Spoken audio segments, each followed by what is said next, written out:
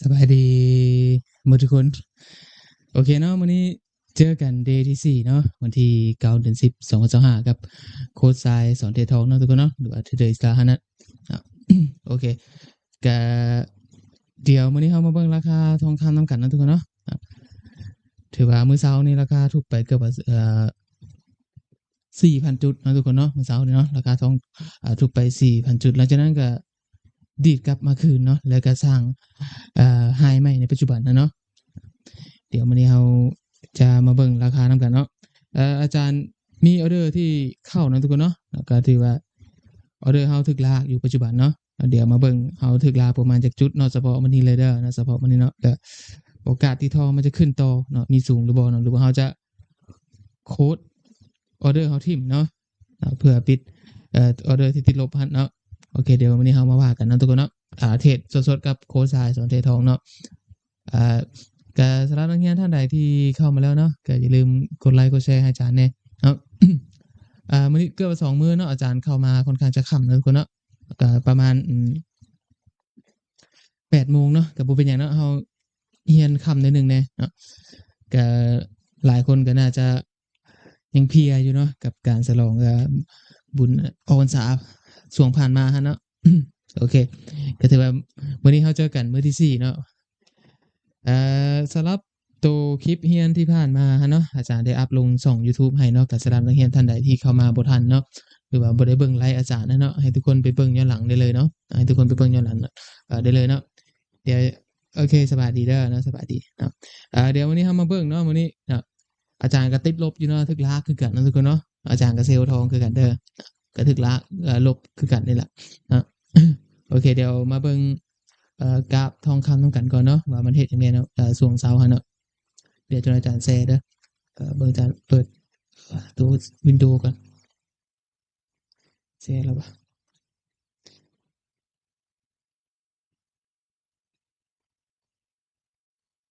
อืม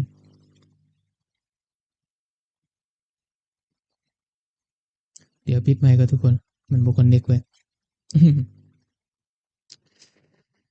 เบิ่งเนาะก็นักเรียนท่านใดที่เข้ามาแล้วกดไลค์กดแชร์ให้อาจารย์หน่อยเด้อนะกดไลค์กดแชร์ออกไปนะทุกคนโอเคเดี๋ยวเราแชร์ไมค์ก่อนแป๊บนึงอาจารย์เปิดโปรแกรมก่อนเด้อแชร์หน้าจอก่อนโอเคเนาะก็ถือว่าเราคอนเน็กมาแล้วเนาะเราคอนเน็กมาแล้วแชร์สกรีน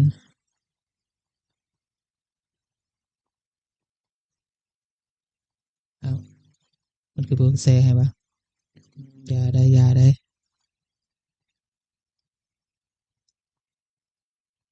มันฟ้องออฟไลน์อยู่อาจจะเป็นน้ำเน็ตอาจารย์หรือว่าจังใดวะ2มื้อเลยได้เนาะเมื่อวานนี่ก็มีปัญหานิดหนึ่งเนาะตัวแชร์หน้าจอเราใช้โทรศัพท์ไลฟ์มันก็จะแบบนี้เนาะทุกคนเนาะอาจารย์ส่งสัญญาณจากโทรศัพท์มาเนาะมันก็เลยให้เน็ตหรือว่ามีการโหลดดุดบ่รู้ว่าจังใดเนาะก็ถือว่าค่อนข้างจะรีเลย์เลยเนาะจะรีเลย์เลยก็บ่เป็นหยังเนาะทุกคนเนาะรอจนเข้าเนาะจนเข้าเนาะให้สัญญาณภาพมาก่อนเนาะ ก็สำหรับท่านใดที่เข้ามาเบิ่งอาจารย์ปัจจุบันเนาะกดไลค์กดแชร์ให้อาจารย์นะทุกคนเพื่อเป็นกำลังใจในการสอนของเราเนาะก็ถือว่าเป็นคอร์สเรียนมาราธอนเราเลยเนาะมาราธอนเราเลยก็อาจารย์สอนจบกับทุกคนที่ได้เรียนเนาะหรือคนที่ได้เบิ่งย้อนหลังก็ดีแล้วเนาะอาจารย์คิดว่ามันน่าจะมีประโยชน์แก่ทุกคนเนาะเดี๋ยวเราก็ได้บทเรียนนำกันเนาะช่วงที่อาจารย์สอนฟรีให้โอเคโอเคมาเบิ่งราคาที่ลากเฮาปัจจุบันเนี่ยทุกคนเนาะมันจะขึ้นแท้หรือบ่เนาะเดี๋ยวนี้อาจารย์ติดทองอยู่เนาะถึกลากประมาณ 2,000 จุดแล้วเนาะเวลาเฮาถึกลากจังซี่เนาะเฮาเจอตลาดลากวันนี้ก็ถือว่ามื้อนี้เฮาก็จะได้มาปรับเรื่องของ mindset เฮาเนาะเวลาเฮาเทรดเฮาพอร์ตเฮาติดลบเนาะเฮาขาดทุนเนาะเฮาจะมีวิธีจัดการอารมณ์เฮาแบบใดเนาะก็ถือว่ามื้อนี้อาจารย์ก็จะแชร์ให้ทุกคนฟังเลยเนาะแล้วก็จะแชร์ออร์เดอร์ที่เฮาติดลบปัจจุบันนี่เนาะให้ทุกคนเบิ่งเนาะว่าราคาที่ลากเฮาปัจจุบันมันลากฮอดไสแล้วเนาะแล้วมันจะลากไปฮอดไสต่อเนาะอันนี้ก็ถือว่าเป็นบทเรียนแก่ทุกคนนั่นแหละไปเนาะอาจารย์คิดว่าโอเคแชร์กันเด้อมาแล้วเนาะทุกคนเนาะภาพเฮาขึ้นมาบ่ภาพอาจารย์ขึ้นมาบ่ โอเคเดี๋ยวอาจารย์ขอมาตั้งค่าเบิ่งก่อนเพื่อบ่ให้ภาพตัวจอมันดับเนาะบ่ให้จอมันดับ เอาประมาณ5นาทีกันซะเสร็จแล้ว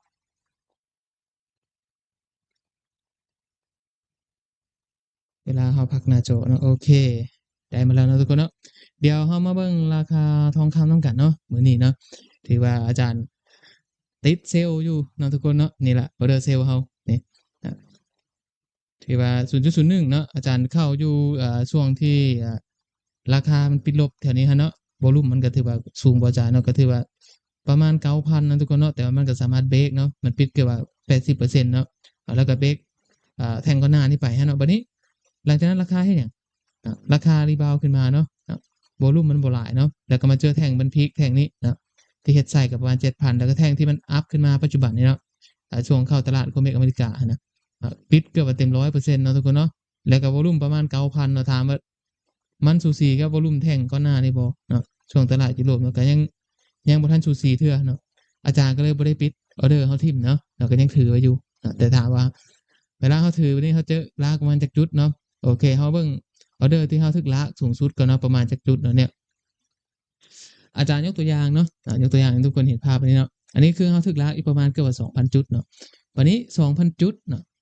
2,000 จุดแต่ปัญหา 2,000 จุดเฮาคือมันเป็นพอร์ตเซ็นเนาะให้เข้าใจแบบนั้นเด้อ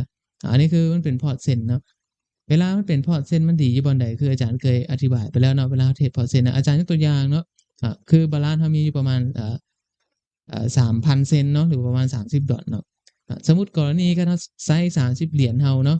เทรดพอร์ตสแตนดาร์ดแสดงว่าเฮาออก 0.01 2ออร์เดอร์นี่เนาะราคาลากไป 2,000 จุดแล้วเนาะ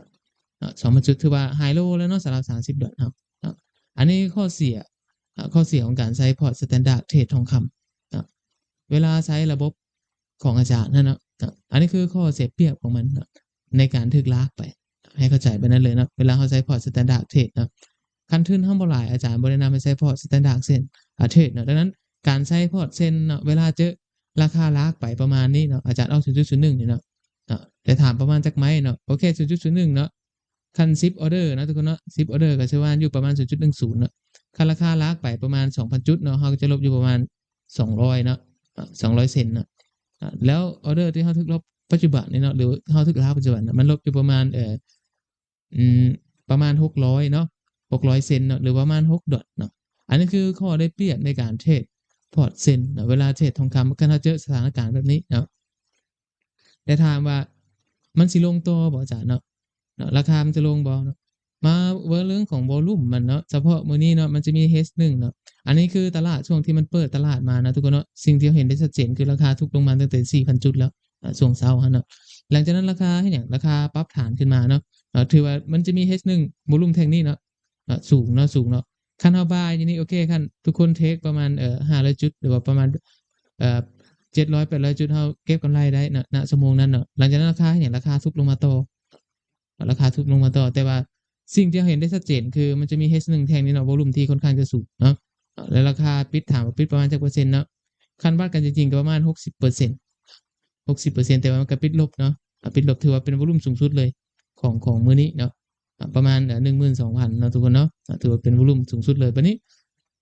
หลังจากนั้นราคาปรับฐานขึ้นมาเนาะปรับฐานขึ้นมาแล้วก็บ่ผ่านโซนที่เขาเซลล์กันเมื่อเช้านี่แหละเนาะราคาทุบลงมาคืนอีกเนาะทุบลงมาคืนเนาะก็ถือว่าเป็นช็อตที่เฮาอาจารย์เข้าเนาะช็อตแรกเนาะก็คือราคารีบาวด์ขึ้นมาอาจารย์เข้าเนาะเซลล์ 0.01 หลังจากนั้นมันดีขึ้นมาเนี่ยอาจารย์ออกแถวโซน4,040ตื้มอีกเนาะแล้วปัจจุบันนี้เฮาเจอตลาดรากกว่านี้เนาะถามว่าชุดวอลุ่มชุดนี้เนาะที่เฮาเข้าเนาะหรือตลาดที่เฮาเทรดกันในมื้อนี้เนาะมันมีโอกาสแพ้บ่เนาะสำหรับฝั่งเซลล์เฮาเนาะมีโอกาสแพ้หรือบ่อาจารย์เนาะเพราะว่าหยังที่ว่าซั่นมีโอกาสแพ้หรือบ่เนาะ1ก็คือราคามันเฮ็ดไฮแล้วได้อาจารย์เด้เนาะราคามันสร้างไฮไปตลอดแล้วเนาะ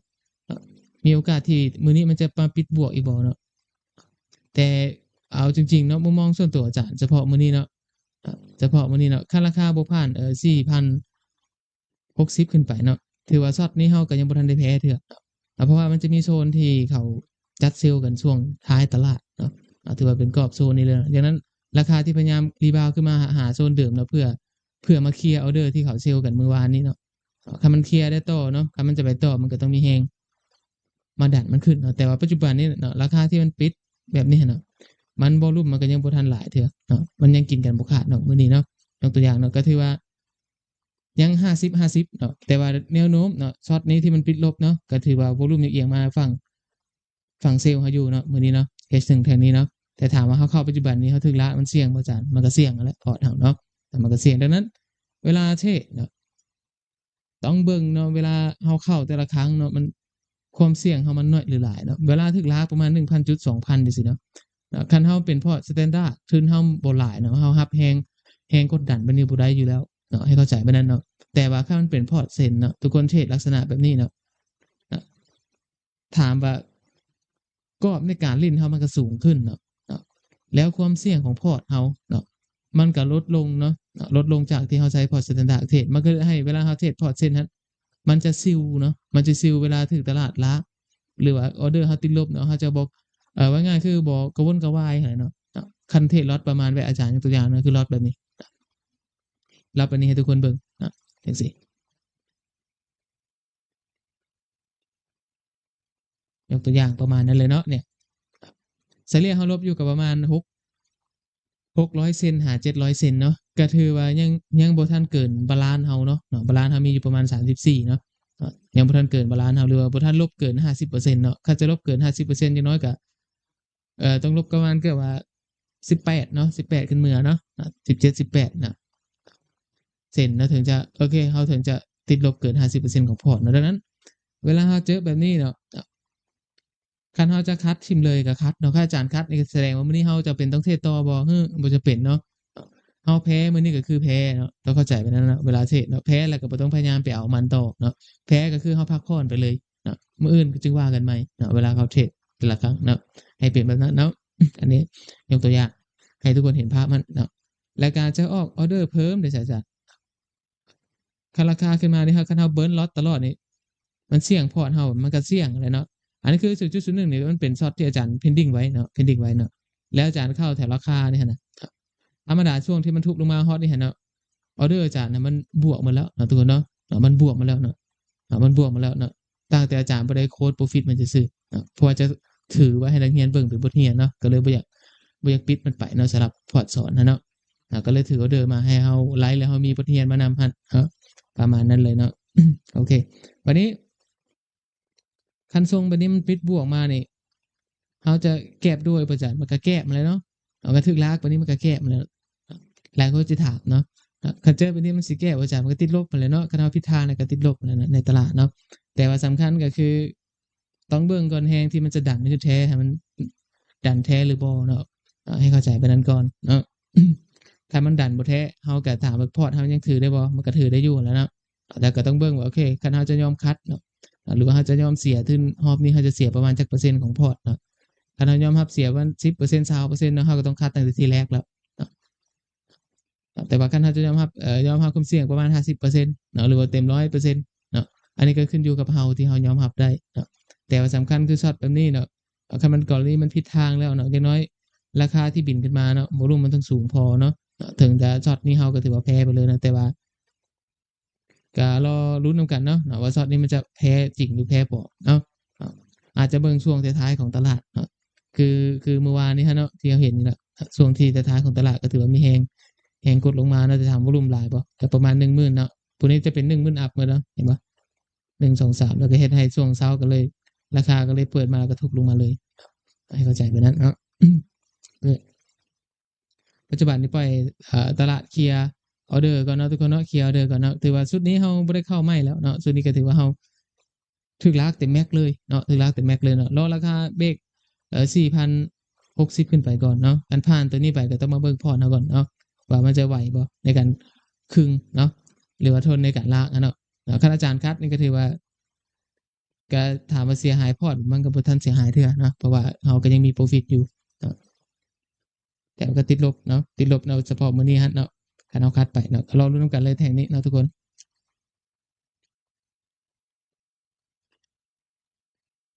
แต่ว่าคันจะออกออร์เดอร์อีกแถวโซน4,060นี่จำเป็นต้องออกอยู่บ่เนาะก็คือบางคนจะออกอยู่แถวแนวนี้เนาะจริงๆแล้วช็อตนี่หั่นน่ะคันราคาขึ้นมาฮอดพี่แล้วหั่นมันต้องเบรกขึ้นไปอยู่แล้วเนาะแต่ว่าเราต้องเบิ่งการเบรกของราคาก่อนเนาะมันเบรกมาพร้อมกับแฮงบ่คันเบรกพอแฮงอะเนาะ หรือว่าเบรกขึ้นไปแล้วแห้งยังบ่หลายนะโอเคมีโอกาสที่ราคาจะกลับมาโซนเดิมเนาะคือมื้อเช้านี่ฮะที่มันเฮ็ดทิ้งไฮไว้ประมาณเนี่ยทิ้งโลไว้ประมาณเนี่ยเนาะประมาณราคา 4,000เนาะแต่ถามว่าช็อตนี้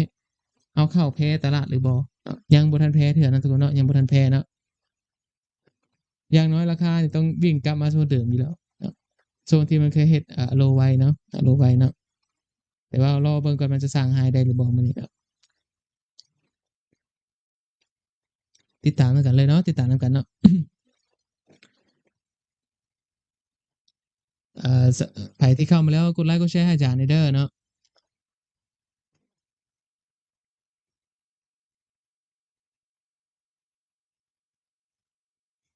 สบายดีเนาะสบายดีเนาะทุกคนเนาะโอเคก็ถือว่ามื้อนี้ให้เราเห็นบทเรียนเนาะเวลาเราเทรดเนาะในตลาดมันคืออาจารย์เว้าเลยมันบ่แม่นเรื่องง่ายเนาะดังนั้นเวลาเราเทรดเนาะเราเป็นมือใหม่มือเก่าก็แล้วแต่เนาะคันจะเข้ามาแล้วต้องเทรดอย่างมีสติเนาะคันมื้อใดเราพลาดมันก็ขาดทุนไปนี่เนาะตัวนี้มันปราศจากบ่ได้เนาะคนที่เป็นมือใหม่เนาะแม้แต่มือเก่าคืออาจารย์เนี่ยมันก็ติดลบคือกันเห็นบ่ดังนั้น เฮาเทรดยังมีสติในตลาดเนาะแล้วก็เทรดแบบบ่overlord พอเกินไปเนาะดังนั้นเกมการเทรดมันบ่สามารถวัดได้ว่าโอเคมื้อนี้เราจะแพ้ตลอดแล้วมื้อหน้าเราจะบ่ชนะเนาะเราแพ้มื้อนี้มื้อหน้าเราก็ชนะมันก็ได้คือกันเนาะดังนั้นเวลาเราแพ้ปุ๊บเนาะก็ต้องยอมรับโอเคเราแพ้ย้อนหยังเนาะแพ้ย้อนว่าโอเคเงื่อนไขเราบ่ได้บ่เนาะหรือว่าแพ้ย้อนตลาดมันเฮ็ดเราเนาะให้เข้าใจประเด็นเนาะ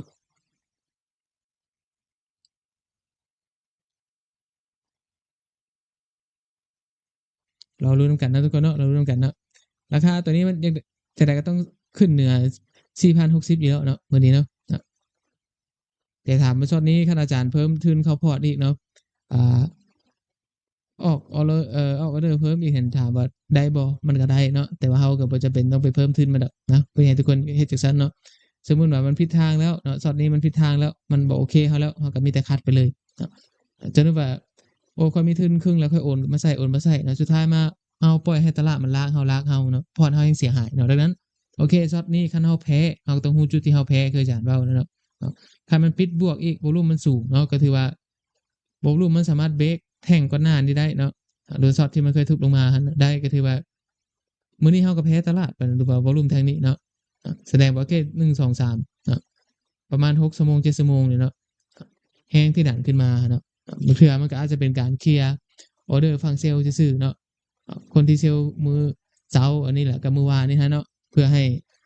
ว่าง่ายก็ผู้ใดบ่ปิดกำไรก็บ่มีหยังล่ะไปเนาะให้เข้าใจมันตลาดมันเฮ็ดลักษณะนี้เนาะทองคำเนาะลงมาแล้วก็ไปเคลียร์ออร์เดอร์ของคนหั่นเนาะดังนั้นก็ถือว่าเฮาก็ปล่อยมันเคลียร์ไปก่อนเนาะปล่อยมันเคลียร์ไปก่อนเนาะถ้ามันเคลียร์แท้มันจะไปต่อมันปิดบวกจังซี่วอลุ่มมันต้องสูงเนาะคันมันสูงช็อตนั้นก็ถือว่าช็อตนี้เฮาก็จำเป็นต้องปิดบ่มันก็จำเป็นต้องปิดแหละเนาะก็ต้องยอมเสียมันเนาะแล้วก็จะไปหาเทรดในรอบต่อไปหั่นเนาะโอเคมาลุ้นกันแล้วมื้อนี้เนาะ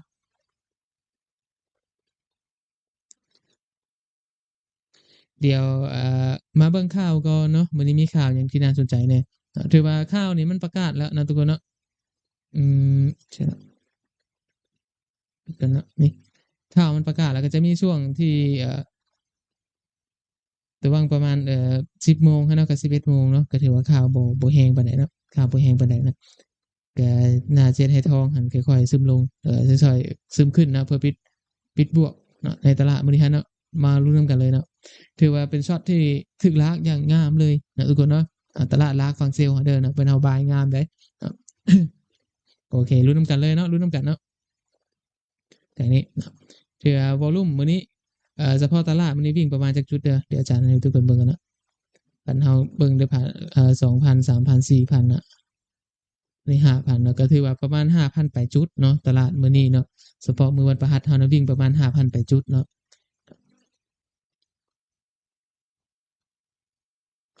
บางคนถามอาจารย์เป็นหยังคือปล่อยมันละแท้เนาะจริงๆแล้วช็อตที่เฮาเข้าเนาะทุกคนเนาะคันเฮาเข้าอยู่โซนนี้คันทุกคนจะออกแถวราคา4,050ก็ได้คือกันเนาะยอมเสียประมาณ1,000จุดเนาะก็เสียไปเลยเนาะก็คัดทิ่มแล้วก็จบเนาะเฮาก็พักเลยก็ถือว่าผิดไปเนาะแต่ส่วนตัวอาจารย์เนาะอาจารย์เบิ่งว่าตลาดปัจจุบันเนาะหรือว่าแนวโน้มของเฉพาะมื้อนี้หั้นเนาะวอลุ่มมันยังบ่ถึงขั้นว่าเอียงมาฝั่งบายแบบชนะเบ็ดเซ็ตเทื่อเนาะแต่ว่าฝั่งเซลล์ก็มีระยะอ่อนๆแล้วเนาะ ถือว่าเป็นฝั่งเซลล์ก็มีสัญญาณแบบก้าวเตือนไปเนาะแล้วว่าโอเคทองมีโอกาสจะปรับฐานลงมาก่อนเนาะคันจะขึ้นต่อเนาะเฉพาะมื้อนี้หั่นน่ะดังนั้นเฮาก็ยังบ่ทันได้ผิดทางเฮาเนาะคันเฮาอ่านวอลุ่ม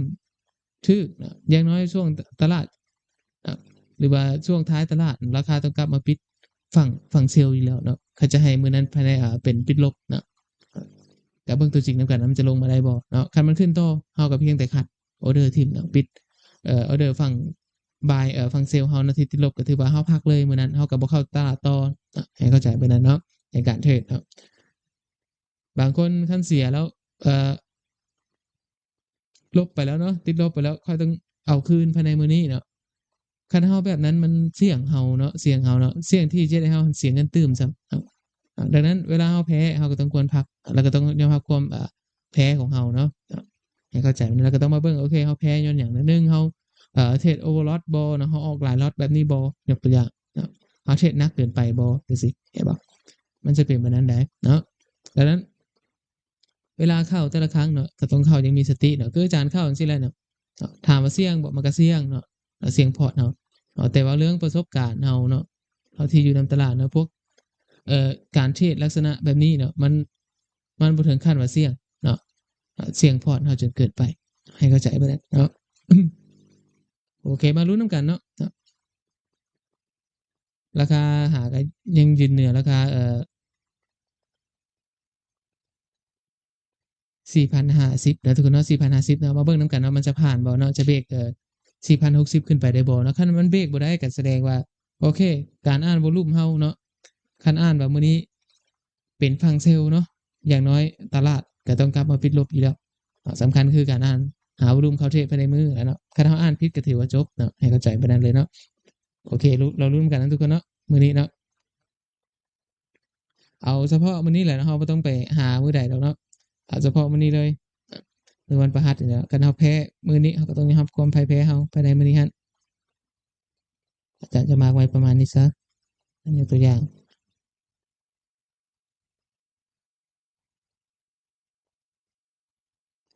โอเคก็ถือว่าตลาดมันวัดกันเบิดมื้ออยู่แล้วเนาะอันนี้คือมื้อนี้เนาะเฉพาะมื้อนี้เนาะคันเฮาอ่านวอลุ่มเนาะวอลุ่มที่เฮาคิดไว้เนาะคือ H1 แท่งนี้ที่มันสูงๆอะเนาะถือว่าตลาดปิดลบอะเนาะปิดประมาณ 60%เฮาอ่านเอียงว่ามื้อนี้ตลาดยังเป็นฝั่งเซลล์อยู่เนาะ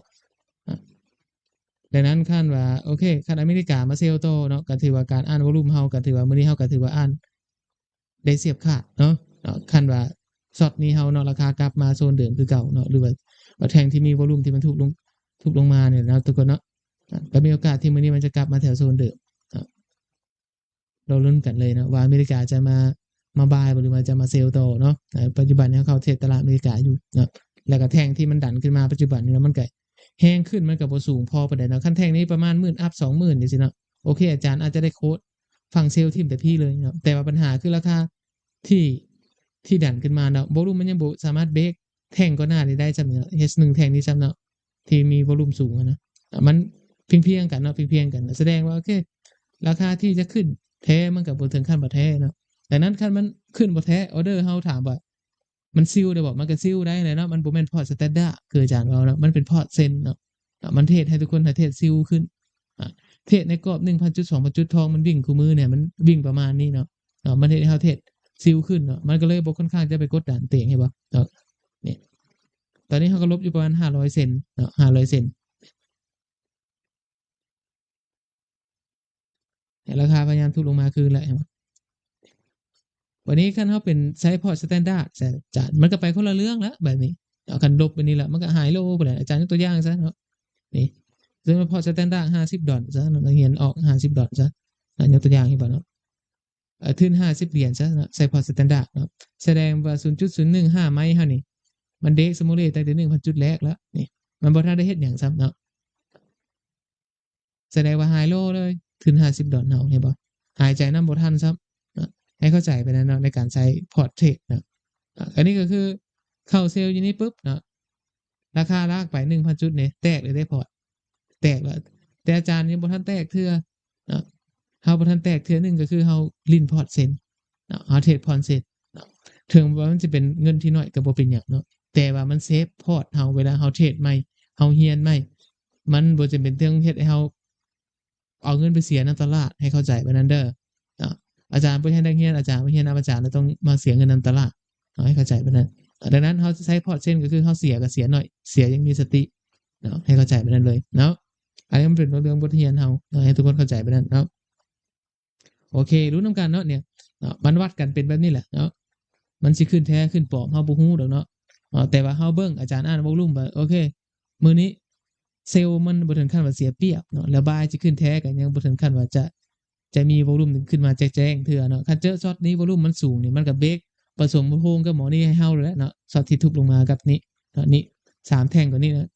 แถวนี้เฮาก็หวานเจี๊ยบเลยล่ะเนาะซิลเลยเนาะบัดนี้ลุ้นนำกันเนาะทุกคน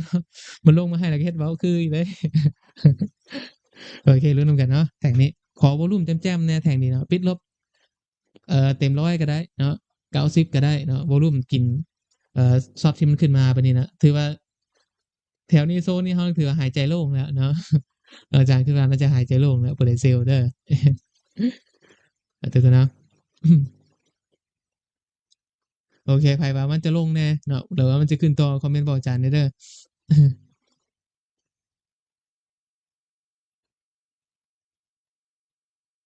ก็มื้อนี้เฮาเป็นมือใหม่เนาะพยายามโฟกัสเรื่องบทเรียนเนาะทุกคนเนาะบางคนมันมักไปโฟกัสเรื่องเงินเรื่องกำไรเนาะอันนั้นมันบ่แม่นเลยเนาะอาจารย์แนะนำจังซั่นเด้อเนาะผู้ใดที่เป็นมือใหม่เนาะผู้ใดหาก็เริ่มมาศึกษาเนาะสิ่งที่ทุกคนต้องโฟกัสก็คือ1ความรู้ความเข้าใจเกี่ยวกับตลาดให้มันได้ก่อนเนาะโอเคต้องเข้าใจกับตลาดที่เฮาเทรดกันมันแม่นตลาดหยังตลาดทองคำเนาะแล้วปัจจัยทองคำเนาะปัจจัยที่ในราคาทองคำมันเคลื่อนไหวหรือมันแล่นมันมีหยังแน่เนาะ แล้วก็การบริหารพอร์ตเฮาการจัดการ mindset เฮาเนาะเฮาต้องเฮ็ดแบบใดเนาะอันนี้อาจารย์สอนไปหมดแล้วเนาะอาจารย์แนะนำไปหมดแล้วเนาะเฮาจะบ่เว้าคืนอีกเนาะนึกแต่ว่าอยากให้ทุกคนที่เข้ามาเรียนแล้วเนาะก็พยายามไปเรียนซ้ำๆเนาะเรียนซ้ำๆให้มันเข้าใจหลักการพวกนี้หั่นเนาะเฮาถึงจะเทรดได้เนาะประมาณนั้นเลยเนาะทุกคนเนาะโอเคถือว่าจออาจารย์มื้อนี้เฮาบ่ทันมีออร์เดอร์หยังเด้ทุกคนเอ้ยเนาะมื้อนี้อาจารย์บ่ทันได้เทรดสำหรับพอร์ตนี้เนาะ บ่ทันได้กดหาก็กดนั่นแหละบ่ทันมีหยังให้ปิดซ้ำเนาะก็มาเบิ่งเนาะเฮาจะปิดกำไรได้บ่มื้อนี้เนาะอาจารย์ก็เลยว่าแพงไว้ให้ทุกคนเบิ่งซะเนาะเพื่อเป็นบทเรียนซะเนาะมื้อนี้เนาะบางคนก็ว่าโอ้อาจารย์ลากตลาดหลากหลายปานนี้อาจารย์ทุนหลายเนาะบ่แม่นเนาะอาจารย์สิมีทุนไปซั้นเนาะอาจารย์ก็เทรดพอร์ตเส้นนี่แหละเนาะเจ้าสิเข้าใจว่าโอ้ทุนเจ้าหลายเจ้าก็ปล่อยตลาดหลากได้แล้วมันบ่แม่นเนาะทุกคนเนาะเฮาใช้พอร์ตน้อยเนาะแต่เฮาใช้พอร์ตเส้นลิ้นเนาะมันก็เฮ็ดให้เฮาเทรด อย่างมีมีประสิทธิภาพเนาะแต่ว่าหลักการของเฮาเนาะที่เฮาเข้าจังซี่น่ะมันก็บ่ถึงขั้นว่าตลาดช็อตนี้เฮาจะแพ้ตลาดเทื่อเนาะเพราะว่าเฮายังเบิ่งแนวโน้มวอลลุ่มเฉพาะมื้อนี้ก็ถือว่าเซลล์ก็ยังบ่ทันได้เสียเปรียบพอปานใดเนาะเฮาก็ต้องลุ้นให้มันจบตลาดภายใน3ตลาดให้มันได้ก่อนเนาะตลาดอเมริกาให้ก็รอคนอเมริกาเข้ามาเทรดก่อนเนาะเขาคิดแบบนั้นเนาะคันอเมริกาบอกว่าเซลล์โอเคช็อตนี้เฮาก็มีโอกาสที่ทองจะทุบลงเนาะแล้วก็มีโอกาสที่จะได้ทองมื้อนี้กลับมาปิดลบเนาะ กลับมาเฮ็ดหยังกลับมาเฮ็ดโลเดิมมื้อนี้แหละเนาะรอเบิ่งนำกันเนาะที่มันสร้างโลไว้หั้นเนาะก็ถือว่าเป็นโลที่4,000หั้นเนาะก็รอลุ้นนำกันเนาะมื้อนี้มันจะกลับลงมาได้บ่เนาะอันนี้ทุกอย่างมันขึ้นอยู่กับประสบการณ์เฮาเนาะคันเฮามีประสบการณ์เฮาเจอกราฟลากปานนี้เนาะเฮาก็ตื่นเฮาก็ย้านไปแล้วเนาะแต่ว่าการตื่นการย้านมันก็บ่แม่นสิ่งที่ดีเนาะในการเทรดเนาะสิ่งที่ทุกคนต้องเฮ็ดได้ก็คือห้ามตื่นห้ามตกใจนะเวลาตลาดมันลากเฮาเนาะ หรือว่าราคาที่วิ่งขึ้นวิ่งลงเนาะทุกอย่างมันมีหลักการเนาะ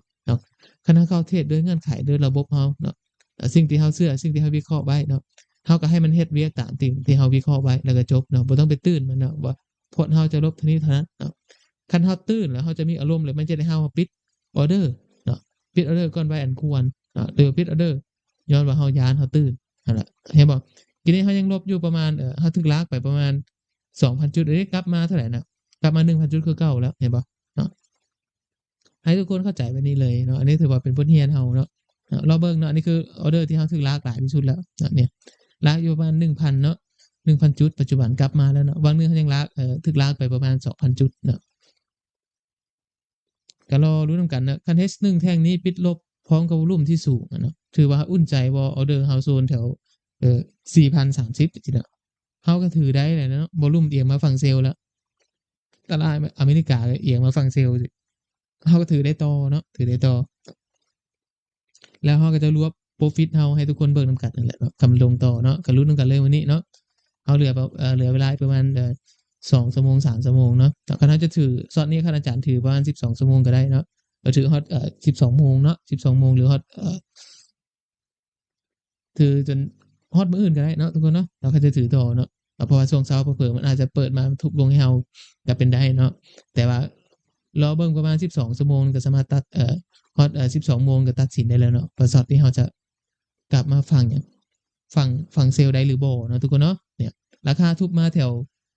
4,040แล้วโอเคเอาลุ้นนำกันเนาะถือว่า H นี้มันปิดวิ่งประมาณ 1,000 จุดแล้วเห็นบ่ 1,500 จุดแล้วเนี่ยมันก็กลับมาโวลุ่มมันกำลังขึ้นมาแล้วนี่เนาะรออีก20นาทีเนี่ยแหละเนาะ20นาทีก็ลุ้นนำกันทักทายสบายดีเด้อเนาะทุกคนเนาะใครมีคำถามเพิ่มเติมอยากถามอาจารย์ก็ถามเลยเนาะ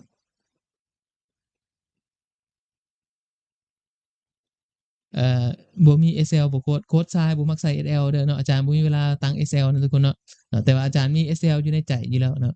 คันมันผิดทางเด้อเนาะแต่ว่าการตั้ง Excel ของมือใหม่หั้นทุกคนต้องตั้งไว้เนาะดีที่สุดเนาะ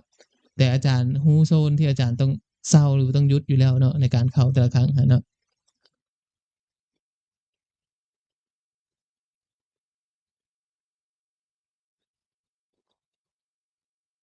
เพราะว่าเขาก็เทรดด้วยวอลุ่มนี่เขาเบิ่งแฮงมันเนาะเขาเบิ่งแฮงมัน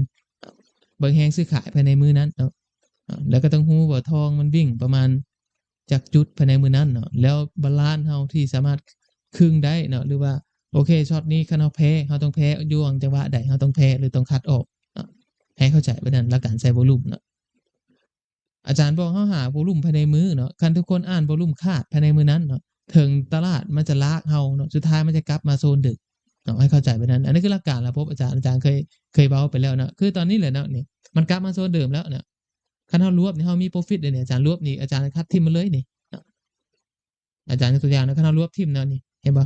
มันกลับมาโซนเดิมแล้วเนาะคันเฮาจะรวบทิ่มรวบทิ่มนี่ก็ถือว่าเฮาสิเทรดต่อบ่อาจารย์คันราคาปิดลบอีนี่คันเฮาเข้าเฮาต้องได้เทรดต่อเลยเนาะแต่ว่าคันมันเฮาจะรวบเพื่อคัดโซนนี้ทิ่มมันได้บ่ก็ได้คือกันเนาะเขาจะรวบไหมเนาะอาจารย์ยกตัวอย่างเขาจะรวบไหมทิ่มตอนนี้เฮาเอียงมาฟังบายคือเก่าแล้วนี่เฮาก็มี profit มาในหนึ่งแล้วเนาะก็น่าจะรวบไหมเนาะแต่นี่เฮาเข้าเป็นบทเรียนให้ทุกคนเบิ่งเนาะให้ทุกคนเห็นหลักการมันเนาะในการเฮ็ดเวียกเนาะหรือว่าในการอ่านวอลลุ่มเนาะคันเฮาอ่านวอลลุ่มเอียงมาฟังเซลล์มื้อนี้เนาะจังได๋ก็ตลาดก็ต้องกลับมาปิดลบอยู่แล้วเนาะมันจะเป็นแบบนั้นเลยต้องเข้าใจหลักการของระบบก่อนเวลาใช้หั้นเนาะให้ทุกคนแบบนั้นเนาะ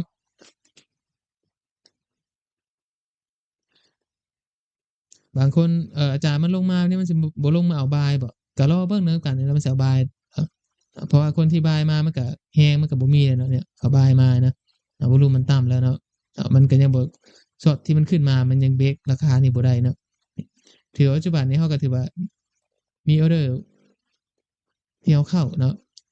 คือได้นี่ใส่นี่เนาะได้มาแล้วเนาะใส่นี่เนาะเบรกใส่นี่ลงมาแล้วเนาะเราก็รอลุ้นกันเนาะคันเบรกเป้าอาจารย์จะปิดแท้ๆหันปิดละ ประมาณ4,000ซาวเนาะประมาณ4,000ซาวเนาะทุกคนเนาะ4,000ซาวเนาะก็ลงมาได้เนาะก็ลงมาได้ช็อตนี้เนาะประมาณ4,000ซาวนี่แหละเนาะก็ถือว่ารวบนี่เขาจะรวบทีๆแจ่มๆเลยเนาะ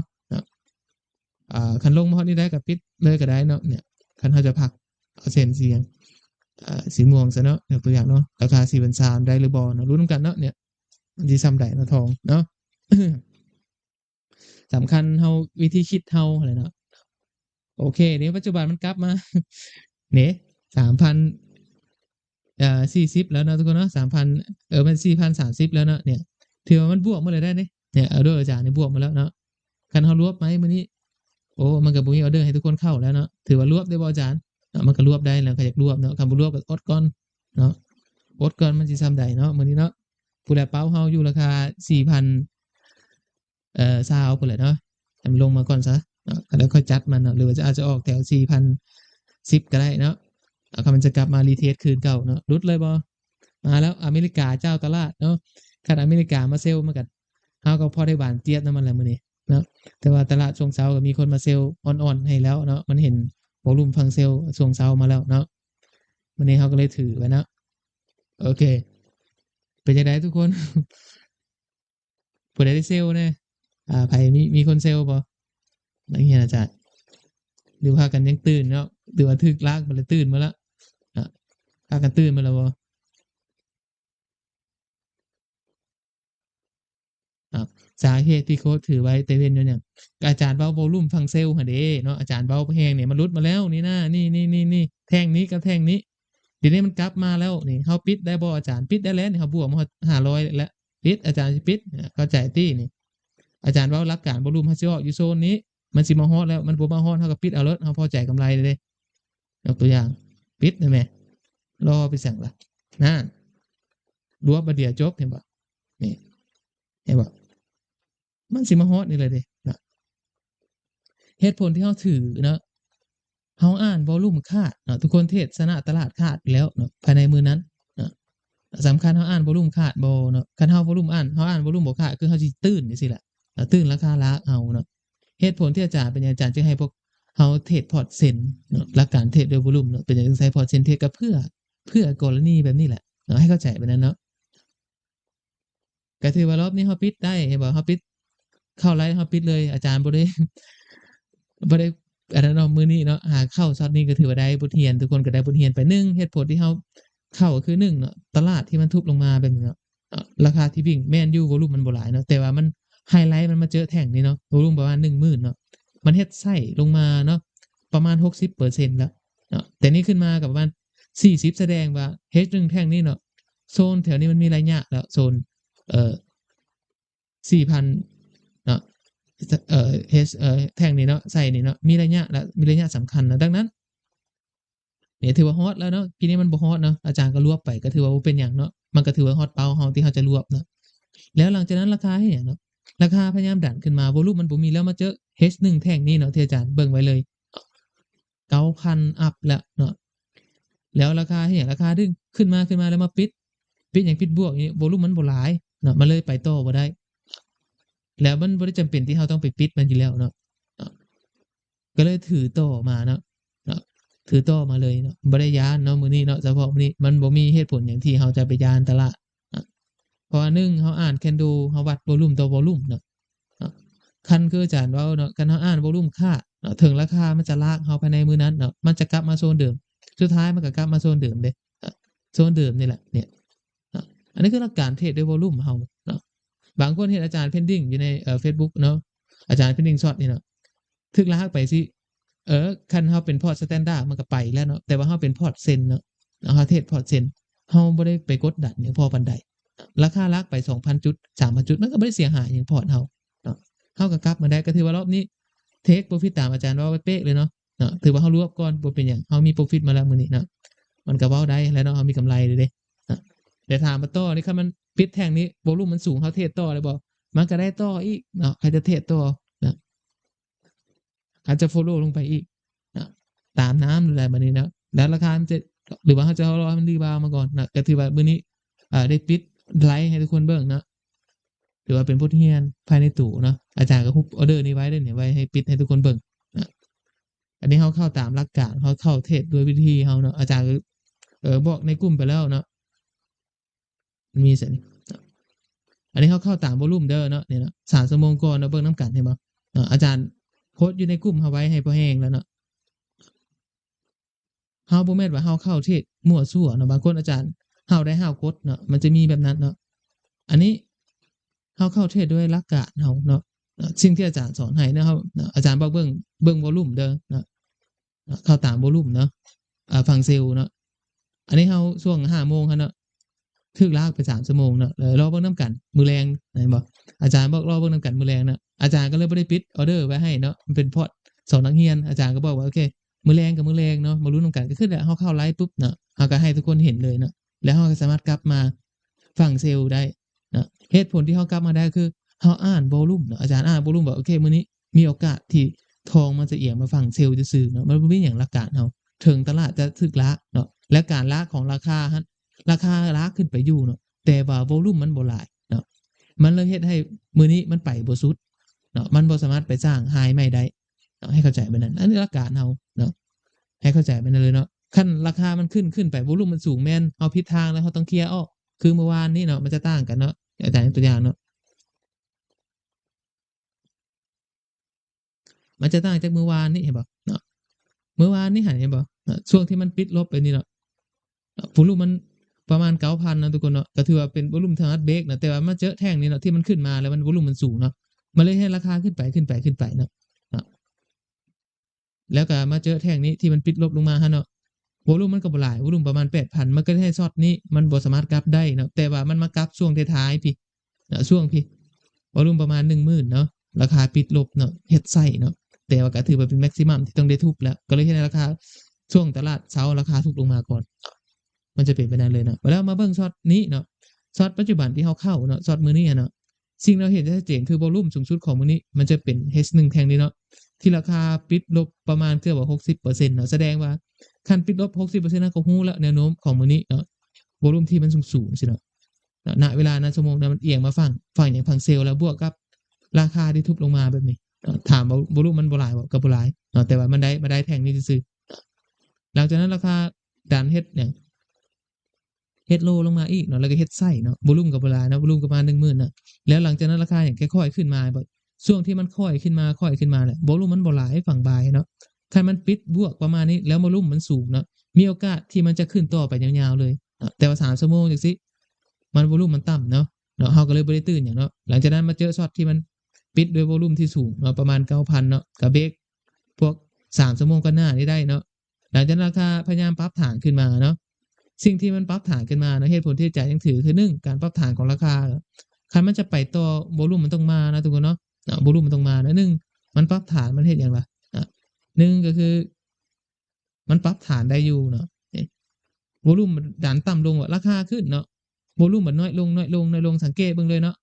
ราคาขึ้นวอลุ่มน้อยลงมันก็เลยเฮ็ดให้ช็อตนี้เนาะหรือว่ากรอบราคาพวกเนี้ยอาจารย์ยังบ่ทันได้ทิศทางเทื่อเนาะก็เลยถือเอาเด้อบางคนบ่เข้าใจเนาะเหตุผลที่อาจารย์เป็นอย่างอาจารย์ถึงถือเอาเด้อแล้วรอมื้อแรงนำทุกคนเข้ามาเบิ่งเนาะง่ายๆแบบนั้นเนาะแต่ว่าบางคนมันเห็นราคาขึ้นไปมันตื้นแล้วเด้มันตื้นมันถึกลากมันติดลบไปแล้วแต่เฮาเหตุผลเฮาเทรดได้คือเฮาใช้พอร์ตเช่นเทรดเข้าใจติเนาะเฮาใช้ทุนที่น้อยเทรดเฮาปล่อยมันไปเลยเนาะแล้วก็เฮาก็บ่ได้เทรดโอเวอร์พอเกินไปเนาะเพราะอาจารย์เซตที่อาจารย์เข้าอาจารย์ให้มันทวนแฮงลากประมาณ 3,000 จุดหรือ 4,000ช็อตนี้เนาะคันลักวอลุ่มมันบ่หลายนี่เนาะนี่ฟังบายบ่หลายอาจารย์ถือได้แล้วเนาะจะได้ก็อาจารย์ก็เชื่อว่าโอเคโอกาสที่ราคาจะกลับมาโซนเดิมเป็นไปได้สูงอยู่แล้วเนาะพอวอลุ่มมันเอียงมาฝั่งเซลล์เนาะมันก็เลยเฮ็ดให้ช็อตนี้เฮาถือออเดอร์หลังจากนั้นก็ราคากลับมาตามที่เฮาวิเคราะห์ไว้เนาะตามที่อาจารย์คาดไว้นะมันก็เป๊ะเลยเห็นบ่ง่ายบ่ยากให้เข้าใจไปได้เลยเนาะนี่แหละช็อตทุกคนสังเกตเบิ่งเนาะช็อตที่มันขึ้นมาทุกคนเบิ่งวอลุ่มมันต่ำลงเนาะแสดงว่ามันขึ้นบ่จริงแบบนั้นเนาะมันเป็นการเคลียร์ออเดอร์คนที่เซลล์มื้อเช้านี่ซื่อๆวอลุ่มขึ้นแล้วตลาดหลอกเฮาซื่อเนาะบอกว่ามันจะขึ้นเนาะแต่ว่าคันกรณีมันขึ้นมาแบบนี้อาจารย์วอลุ่มมันสูงนี่แม่นมันขึ้นแท้แบบนั้นเนาะเฮาก็บ่ต้องเฮ็ดหยังมันบัดนี้ช็อตนี้คันมันปิดลบเด้ออาจารย์เป็นวอลุ่มสูงสุดบอกไว้มันก็ปะทะกันเลยแหละนี่10,000บัดนี้คันราคาปิดนี้เป้าต่อไปมันสิไปไสล่ะนี่เนาะให้ทุกคนเบิ่งไว้นี่เลยโซนนี้เนาะคันเฮาจะเทค profit หรือลิ้นฮอบนี้เนาะคันจะลงต่อได้เนาะราคา 4,010 กับราคานี้เนาะ4,000เนาะอันนี้คือช็อตที่เฮาจะเซลล์แล้วไป TP เอาเขาจะตั้ง TP เอาเข้าใจบ่หลักการวอลุ่มเฮาเนาะภาคทฤษฎีอาจารย์สอนไปแล้วเนาะให้ทุกคนไปเบิ่งคือเนาะเบิ่งย้ำๆซักๆเนาะเฮาถึงจะเข้าใจบทเรียนเนาะ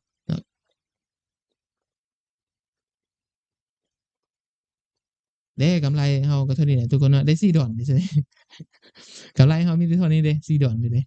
เฮาปิดกันกี่เด้เนาะเฮาก็ได้บวกอยู่400เด้437นะคือว่า$4เนาะทุกคนเนาะ$4ก็ประมาณเท่าไร8ฮอดบ่80,000เนาะดอลหนึ่งก็ประมาณ20,000เนาะก็ได้80,000เลยเด้ก็ได้Amazon จอกหนึ่งนี่จ้ะก็โอเคแล้วเนาะบ่ต้องไปซีเรียสในการเทรดเนาะบ่ต้องไปซีเรียสชีวิตพอปานใดในการเทรดนะชิลๆแบบนั้นเลยเนาะชิลๆแบบนั้นเนาะให้เข้าใจแบบนั้นเลยเนาะสำหรับพอร์ตเฮาเนาะโอเคถือว่าราคากระเด้งเนาะเฮาจะรอให้ตลาดปิดก่อนเนาะมาเบิ่งปิดแท่งนี้แหละสิให้อาจารย์เซลล์ต่อบ่เนาะผู้ใดสายฟอลโลว์เนาะ สาย follow โอเคราคาเดี๋ยวนี้แท่ง H1 แท่งนี้มันวิ่งเกือบว่า3,000 จุดแล้วเนาะทุกคนเนาะมันวิ่ง 3,000 ปลายจุดแล้วเนาะถ้ามันปิดอันนี้หันเขาสิเข้าเลยบ่หรือว่าเขาจะรอให้ราคาสวิงก่อนให้ทุกคนตีลูกศรมาก่อนเนาะ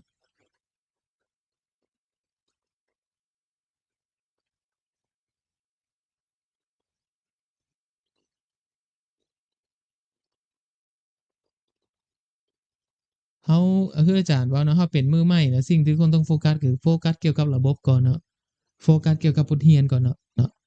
บ่ต้องไปโฟกัสเรื่องว่าโอ้ยข่อยมีทุน100 200 300เขาต้องเอากำไร2,000 3,000 4,000เนาะอันนั้นมันบ่แม่นแล้วเนาะมันเจ็ดให้เราทุกคนหันเฮ็ดบ่ได้เนาะดังนั้นคันเฮาเป็นมือใหม่ทุกคนต้องเรียนระบบให้เข้าใจระบบก่อนแล้วไปเทศตามระบบก่อนเนาะโอเคคันเทศระบบที่อาจารย์สอนให้บ่ได้ไปเฮ็ดอย่างอื่นเนาะระบบนี้อาจจะบ่เหมาะกับเฮาเนาะเฮาไปเบิ่งระบบใหม่นะให้เข้าใจไว้นะเนาะโอเคเฮาจะวัดกันเบิ่งเห็นบ่แสดงว่าอีกประมาณ4นาทีคันมันปิดเต็มแม็กซ์บัดนี้สิอาจารย์โยปิดเต็มแม็กซ์บัดนี้วอลลุ่มที่สูงเต็มอันยักบัดนี้มันสิไปต่อมันก็เป็นการเบรกเลยเนี่ยเบรกได้กินงามๆเลยเนาะเบรกฮอปที่ขึ้นมาบัดนี้แหละเนาะนี่เบรกเลยถือว่าแท่งนี้จะเป็นช็อตเบรกเลยเนาะ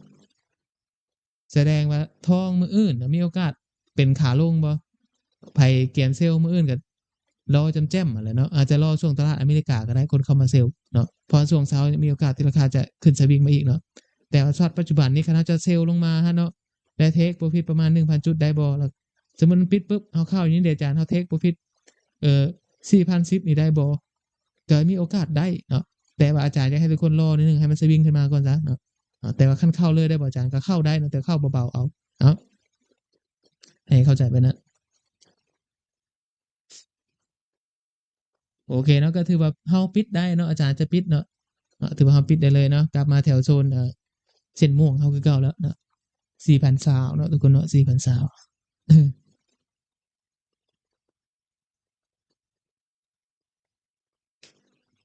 รอลุ้นกันเนาะคันทุบลงต่อนี่ก็ประมาณราคา 4,000พุ่นเลยเนาะไปอีก2 จุดมีโอกาสบ่วอลุ่มสูงบัดนี้มีโอกาสเนาะไปฮอตแน่นอนอยู่แล้วเนาะอันนี้เฮาบ่ได้เข้าคืออาจารย์ว่าเฮาบ่ได้เข้ามั่วเข้าซั่วเนาะเอาเข้าด้วยประสบการณ์เฮาเนาะประสบการณ์ให้เข้าใจไปนะ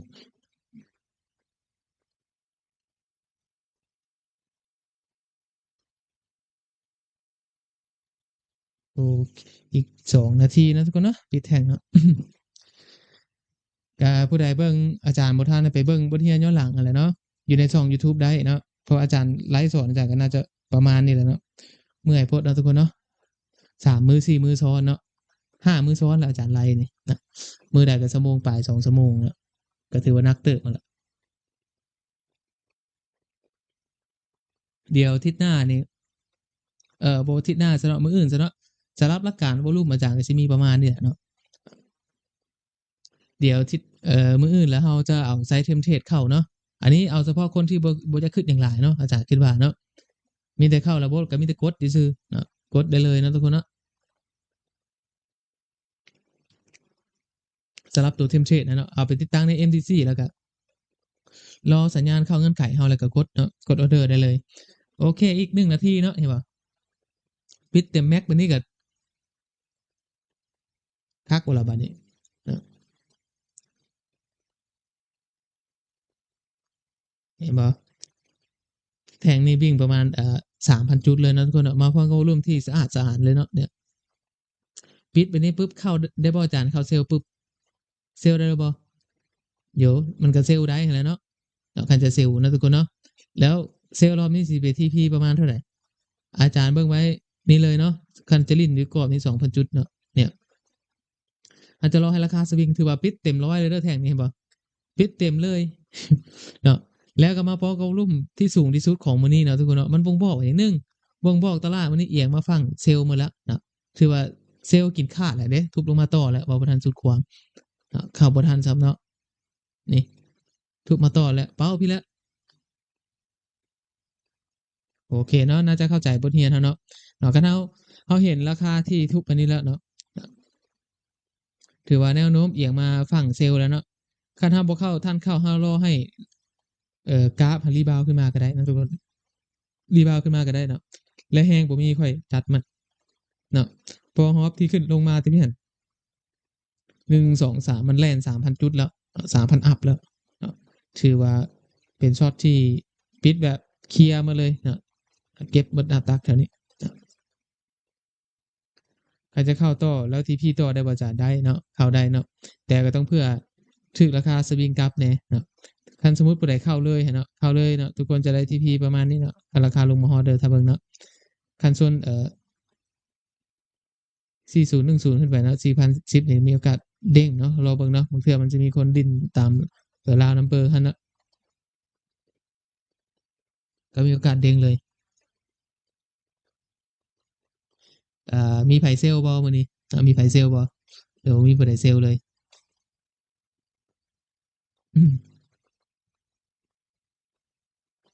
ถือว่ามื้อนี้เคลียร์เนาะเฮาเคลียร์เนาะฝั่งเซลเฮาเนาะแต่ก็ได้รวบไม้ให้ทุกคนเบิ่งเนาะถือว่ารวบไปเลยโอเครอราคาเด้งไปนี่นะทุกคนเนาะเฮาแล้วเฮาจะไปเข้าอยู่โซนใดเนาะ4,000เดี๋ยวอาจารย์ตีให้ทุกคนเบิ่งกันเนาะเนี่ยคันเฮาจะไปรอเข้าอยู่เบล50ก็ได้นะคันบ่ผ่านอาจจะเบิ่งราคา4,040เนาะให้มันเด้งขึ้นมาก่อนคันบ่เด้งขึ้นมาสิอาจารย์มันเด้งอยู่แล้วเนาะเพราะแท่งที่ลงมามันไป3,000จุดแล้วเนาะราคามันเด้งกลับอยู่แล้วเฮาจะเข้าช่วงมันเด้งกลับแล้วคันเด้งกลับวอลุ่มบ่มีเฮาเข้าได้เลยอยู่แล้วโอเคมันปล่อยมันเด้งขึ้นมาเนาะทุกคนเนาะ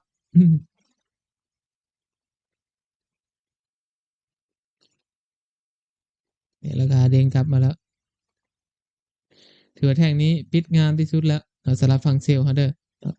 อาจจะเป็นช็อตกลับในฮอบเดย์หนึ่งเลยก็ได้เนาะแต่ว่าจริงๆมันก็เดย์หนึ่งกับประธานมาเนาะ H4 เนาะอาจจะเป็นช็อตกลับ H4 ก็ได้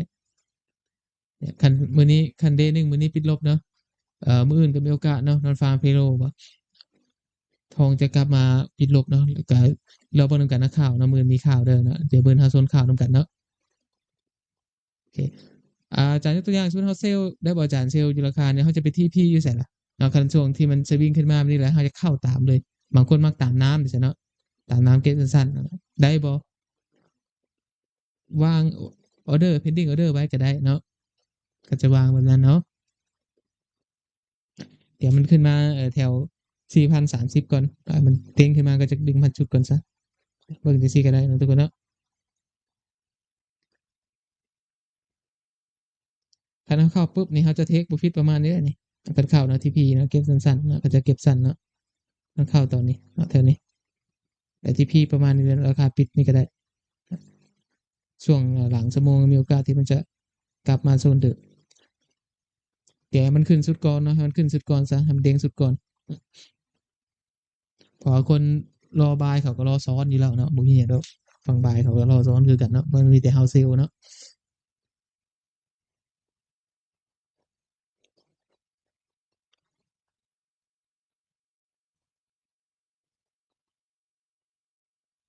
ไปมีคำถามหยังเพิ่มเติมบ่เนาะผู้ใดจะถามอาจารย์ก็ถามมาได้เด้อเนาะมื้อนี้ Holiday ที่4แล้วสำคัญกับลึกฝากไว้แน่เนาะอาจารย์บอกตลอดเนาะไปรีวิวเพจอาจารย์ให้แน่เนาะทุกคนเนาะเพื่อให้เครดิตในการสอนของอาจารย์นะเนาะคันบ่มีไผไปรีวิวหรือบ่มีไผเบิ่งอาจารย์ก็เซาสอนเด้อบ่มีหยังนะปิดเพจนี้แล้วก็แล้วเนาะก็ผู้ใดที่ติดตามโคชทรายอยู่ก็ไปพิมพ์ไปแน่เนาะโคชทรายเนาะนี่แหละเพจนี่แหละฝากไว้แน่ทุกคนรีวิวให้อาจารย์แน่เนาะสอนดีบ่สอนบ่ดีเนาะนี่หา12รีวิวนี่นะอาจารย์จะให้ได้ประมาณจักเอ่อจัก20รีวิวซะเนาะหรือว่า50รีวิวก็ได้เนาะไปรีวิวให้แน่เด้อเนาะผู้ใดเบิ่งไลฟ์อาจารย์ปัจจุบันนี่แหละเนาะเข้าไปเลยเนาะเข้าไปพิมพ์เลยก็ได้เนาะไปรีวิวเลยก็ได้ทุกคนเนาะประมาณนั้นแหละนี่กดใส่ที่ตัวรีวิวก็ได้เด้อ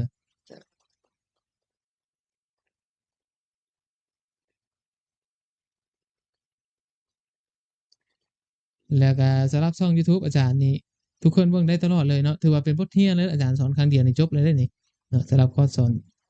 เทศสดอันนี้เนาะมันก็เฮ็ดให้ทุกคนสามารถไปเบิ่งได้ตลอด24ชั่วโมงเลยอาจารย์คิดว่าเนาะอาจารย์อัปลงให้แล้วเนาะแต่ละ EP อยู่นี่แหละพากันไปเบิ่งเอาผู้ใดที่เบิ่งบ่ทันนะเนาะบางเทื่ออาจจะได้ปลดล็อกบทเรียนเฮาเนาะปลดล็อกประสบการณ์เฮาเนาะถือว่าเป็นการแบ่งปันกันละช่อง YouTube อาจารย์นี่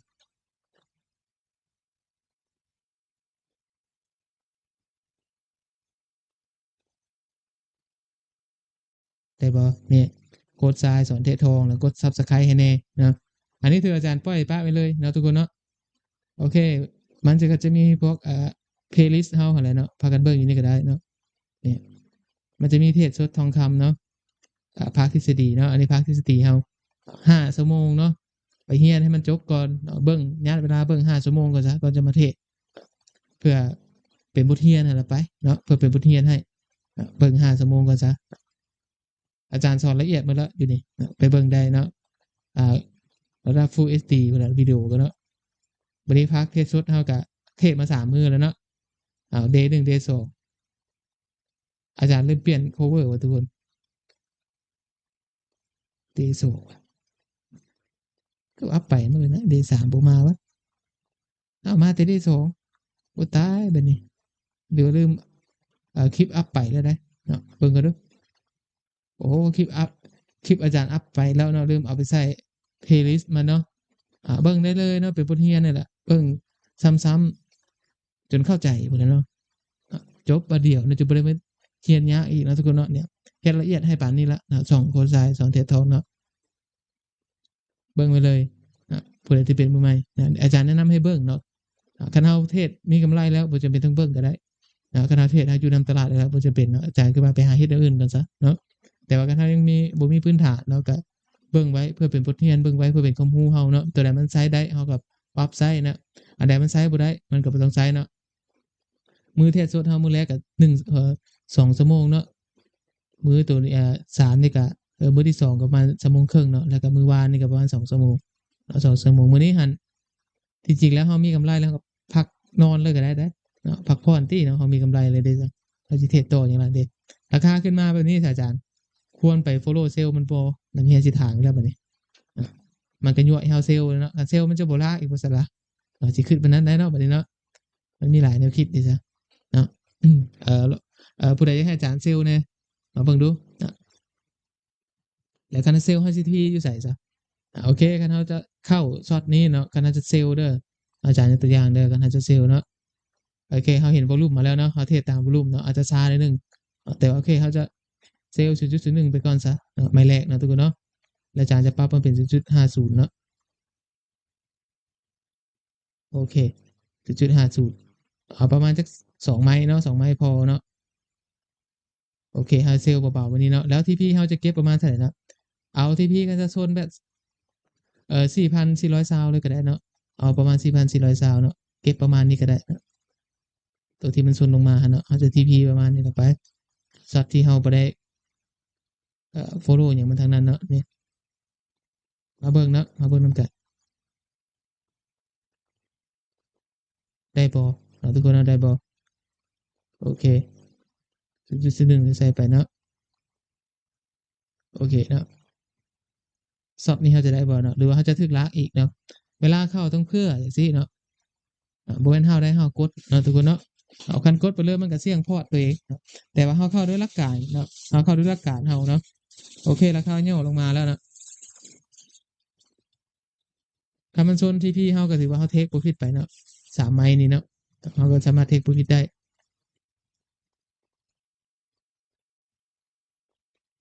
มาบ่เนาะเนี่ย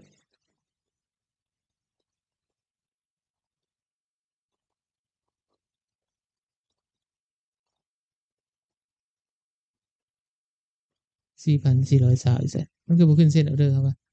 อาจารย์บ่ได้ตังค์บ่เอาเด้ออาจารย์ก็ตังค์เนาะทุกคนเนาะแต่บ่เห็นมันขึ้นเส้นTP เฮาบ่เป็นหยังซะเนาะเข้านี่เลยก็ได้ก็เราเบิ่งนำกันเนาะมันจะฮอดบ่ไปก่อนก็ได้เด้อราคาที่เราตั้งไว้เนาะนี่เนาะ4,020เนาะ4,020เนาะโอเค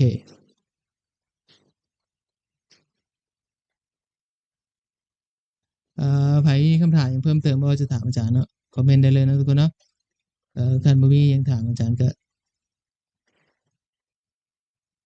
มีบ่มีคำถามบ่ไม่ถามนะโอเคเนาะลงมาแล้วเนาะย่อลงมาให้เฮาแล้วถือว่าเฮาก็บวกมาแล้วเนาะบวกมาแล้วเนาะถือว่าช็อตนี้เป็นช็อตตามน้ำเด้อเนาะช็อตตามแคนโดเลยเนาะช็อตตามวอลลุ่มหันเนาะแต่ถามว่ามีโอกาสที่ราคาจะลากบ่มันก็มีแหละเนาะแต่ว่าโอเคเฮาก็ยังเทรดฝั่งวอลลุ่มฝั่งเซลล์อยู่เนาะก็มีโอกาสที่จะเฮ็ดให้ออร์เดอร์ที่เฮาเข้าแล้วก็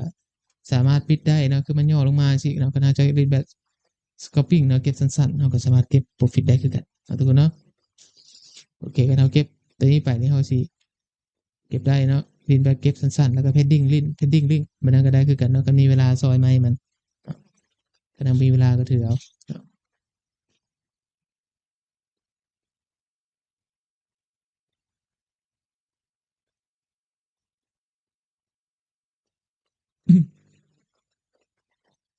ก็คันลงบ่ได้ก็คันกลับบ่ได้ก็รอนำกันเนาะคันแท่งนี้ขึ้นมาแล้วปิดบวกประมาณนี้เนาะทุกคนเนาะบ่รุ่มบ่หลายก็โอเคก็ถือว่าช็อตนี้เฮาก็ยังถือได้อยู่เนาะยกตัวอย่างใช่บ่ก็ยังเข้าแดนบวกอยู่เนาะเราเบิ่งท้ายชั่วโมงเนาะเราเบิ่งท้ายชั่วโมงเดี๋ยวคันอาจารย์ตั้ง4010เด้อเนาะ TP เฮา4010ลงไป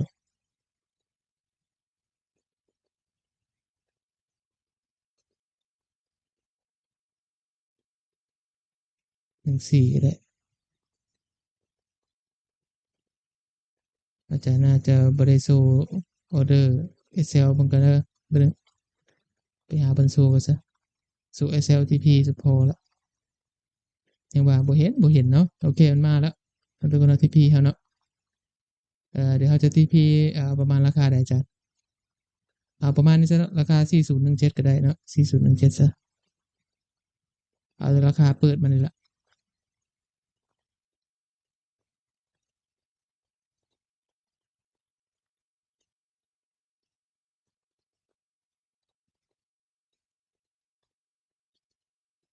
โอเคนี่ก็4017ลองเบิ่งเนาะ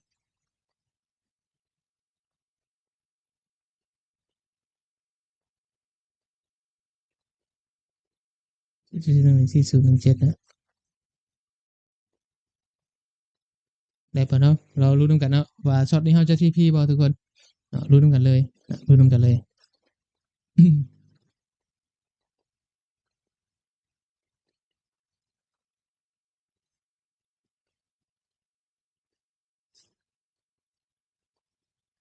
โอเคคันเฮา TP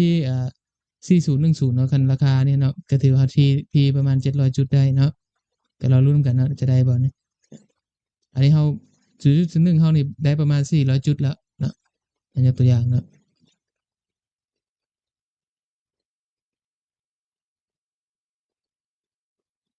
0.50เฮาก็ถือว่าได้1,000จุดมาแล้วเด้อนี่เนาะถือว่าได้1,000จุดมาแล้วเนาะคันจะ TP ก็ได้เนาะเก็บเอาแม่นบ่ถือว่าเข้าแต่ละครั้งเก็บประมาณ1,000จุดนี่ก็ถือว่าอาจารย์คิดว่าโอเคแล้วเนาะในการเข้าเทรดแต่ละครั้งเนาะเนาะ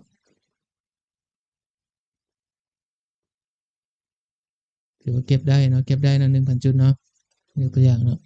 โอเคเอา1,000จุดก็เอา1,000จุดก็ได้เนาะหรือจะให้ส่วน TP ก็ได้ก็แล้วแต่เนาะแล้วแต่เฮาเลย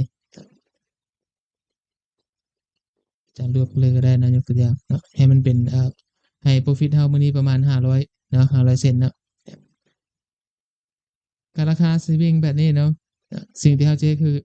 เล่นแบบ follow trade ก็ได้เนาะหรือว่าวาง SLTP ไว้ก็ได้เนาะคันเฮาบ่มีเวลาเข้าต่อเนาะอาจารย์ยกตัวอย่างเนาะโอเคเฮาเห็นแล้วปลายใส่มาโซนนี้เนาะเอา pending order ไว้ซะ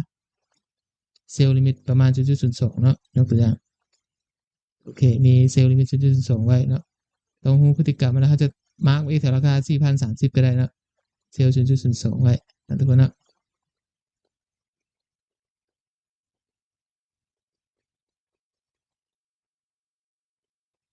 0.2ประมาณ0.03อีกซะนะหรือ0.5อีกก็ได้นะโอเคแล้วก็วางออเดอร์ไว้นะวางออเดอร์ไว้วางรับแค่นี้แหละ0.05นี่ก็ได้เนาะให้มันสวิงขึ้นมาลดเนาะดินกับมันไปเดียวโอเค เอาเราราคาขึ้นมาเอาก็เนาะคันบ่ผ่านก็คันมันปิดยืนเหนือราคา4,00030ขึ้นไปได้ก็ถือว่ามันก็ค่อยๆซึมลงแหละเนาะค่อยๆซึมลงก็ถือว่าช็อตนี้เอาลิ้นฟังเซลก็สามารถปิดได้อยู่เนาะสำหรับออเดอร์ฟังเซลเฮาผู้ใดอยากจะเข้ามา follow by มาเบิ่งดูเนาะดูนํกันอาจารย์เข้าไม้หนึงเลยก็ได้เนาะเอาสกรูไว้ให้ทุกคนเบิ่งเนาะเทคบ่ฟิตนี่ที่พี่เฮาวางคือเก่าก็ได้เนาะเก็บแถวนี้แหละ410ก็ได้นะหรือจะออกอยู่โซนนี้ก็ได้เก็บประมาณเทื่อละ500จุดเนาะ4017ซะเนาะทุกคนเนาะโอเคเอาที่พี่เฮาเก็บประมาณ4017รอเบิ่งนำกันนะช็อตที่2เฮาเรารีบเก็บสั้นเบิ่งโอเคเอาได้มา2ออเดอร์เด้อ17 0.02อาจารย์วางไปเลยได้มา3แล้วเนาะ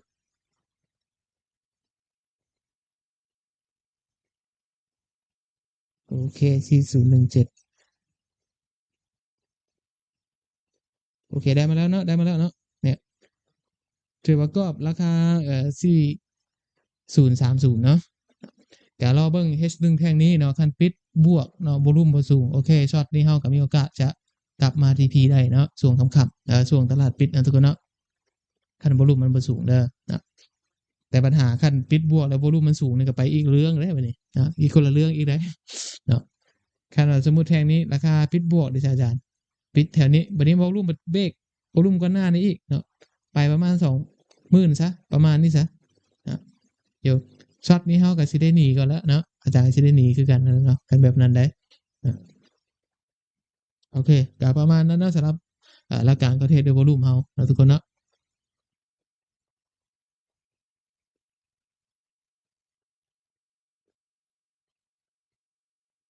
ก็สำหรับคอร์สเรียนตัวนี้เนาะอาจารย์สนับสนุนโดยโบรกเกอร์ Interstellar นะทุกคนเนาะก็สำหรับท่านใดที่อยากเทรดกับทางโบรกเกอร์เนาะก็สามารถสมัครเปิดบัญชีเทรดได้เนาะอาจารย์ปะลิงก์ไว้ให้แล้วเนาะสำหรับโบรกเกอร์ Interstellar เนาะก็ถือว่าเป็นโบรกเกอร์ที่ว่าเปิดให้บริการมาแล้ว15ปีเนาะทุกคนเนาะ15ปีเนาะหรือว่ามีใบกำกับดูแลจาก3ค่ายเนาะ3ค่ายเนาะถ้าผู้ใดอยากเทรดกับทางโบรกเกอร์นี่ก็สามารถเปิดบัญชีเทรดได้คือกันเนาะอันนี้ก็ฝากไว้แล้วก็สำหรับการใช้งาน EA Trader อิสระของอาจารย์เนาะอาจารย์เอามาให้ใช้ฟรีเนาะกับโบรกเกอร์ Interstellar เนาะก็สำหรับท่านใดเนาะที่อยากใช้งาน EA Trade เนาะ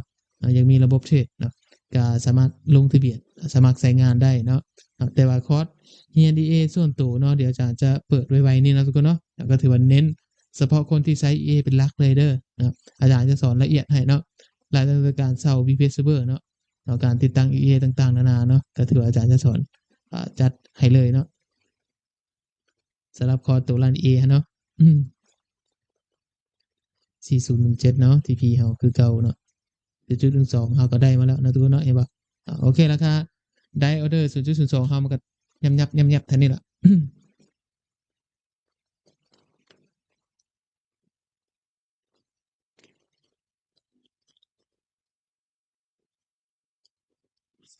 จ่ายกินน้ำกันซะ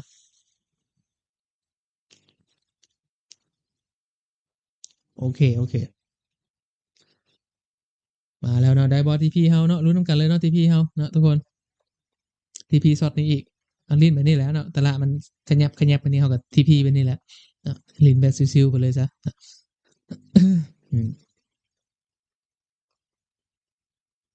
ได้บอ TP เนาะผู้ใดว่าโซน TP แน่เนาะหรือบ่โซนคอมเมนต์บอกอาจารย์แน่ไผยังเบิ่งอาจารย์อยู่ปัจจุบันนี้ทุกคนหรือว่าปิดไลฟ์อาจารย์หนีหมดแล้วมีคนยังเบิ่งอาจารย์อยู่บ่เนาะตั้งแต่อาจารย์สอนมานะเบิ่งอาจารย์มานี่พอเข้าใจบทเรียนอยู่บ่เนาะผู้ใดที่เบิ่งอาจารย์สอนผ่านมาหั้นนะเนาะตั้งแต่มือแรกฮอดมือปัจจุบันนี้ซะเนาะพอเข้าใจบทเรียนอยู่บ่เนาะหรือว่าบ่ฮู้หยังเลยเนาะให้พิมพ์บอกมาเด้อเนาะหรือว่าบ่ฮู้หยังเลยนะทุกคนเนาะพอเข้าใจอยู่บ่หรือว่าบ่ฮู้หยังเลยเนาะพิมพ์มาให้อาจารย์แหน่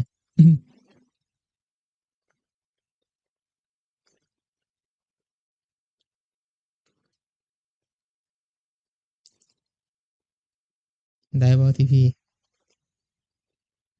รุ่นเป็นรุ่นเนาะรุ่นเป็นรุ่นเลย เอารอลุ้นกัน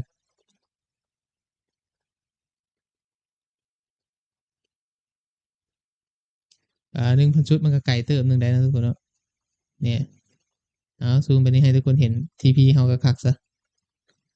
เหนือวอลลุ่มหน่อยหนึ่งเนาะโอเคมาลุ้นทีพีนำกันเลยเนาะลุ้นทีพีนำกันได้บอสอดนี้เฮา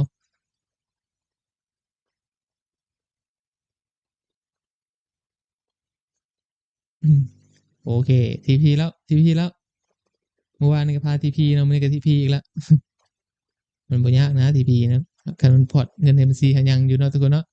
มาลุ้นเลยทีพีลงไปที่โอ้เอาแพรว่าโซนทีพีนั่นนี่อ่ะได้บอทีพีเฮาราคา4,017ได้บอได้บอเอาแล้วเอาทีพีอยู่วางราคาเปิดเลยนะทุกคนเนาะได้บอเนาะโอเคเนาะมาบอทุกคนมาบอได้บอทีพีอีกหนึ่งอึดใจอาจารย์ซูมเข้าไปได้ละมันสุดละแต่จะทำนี้อืมได้บอละได้บอ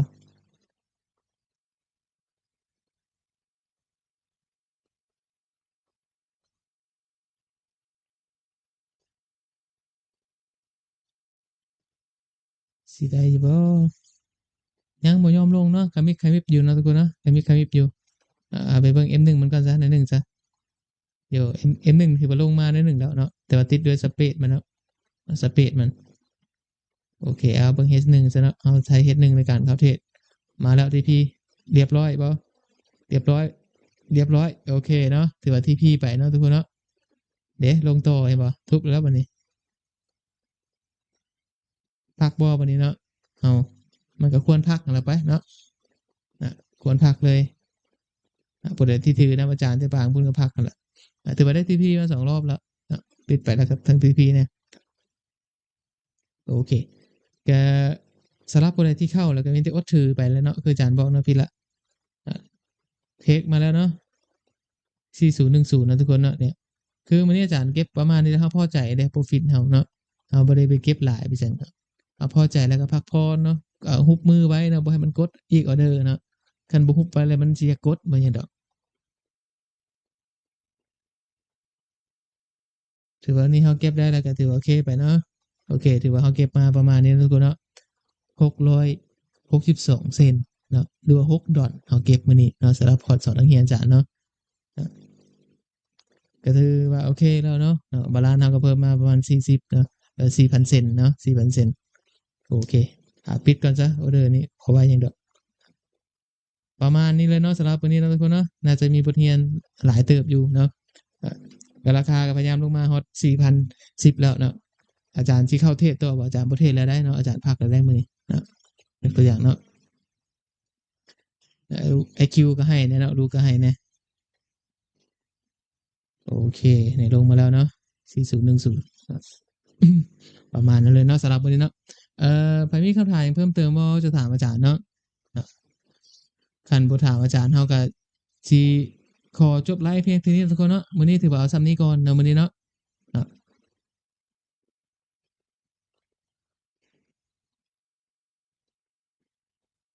ถือว่าเข้าใจหลายเนาะโอเคชมเชยเด้อเนาะผู้ใดเข้าใจหลายเนาะถือว่าก็ลงมาตามเป้าที่อาจารย์คาดไว้ให้ทุกคนนั่นแหละเนาะถือว่าวอลลุ่มมันสูงนี่เนาะแฮงจะไปต่ออีกประมาณ 1,000-2,000 จุดมันก็มีโอกาสอยู่แล้วเนาะมันก็ขึ้นอยู่กับเฮาเวลาเข้าสมมุติทุกคนเข้าอยู่นี่ปุ๊บเนาะสิ่งที่ทุกคนต้องเจอก็คือลากไปก่อนดังนั้นอาจารย์บอกอยู่ว่ารอก่อนซะเนาะรอก่อนแล้วเฮาจะได้อยู่พี่เนาะคันเข้าอยู่พี่เลยทุกคนก็ได้ประมาณที่พี่2,000เนาะแต่ว่าของเฮาคือเฮาเก็บสั้นๆเฮาบ่โลภบ่ง่ายซะเนาะเฮาเอาส่ำนี้แหละเนาะ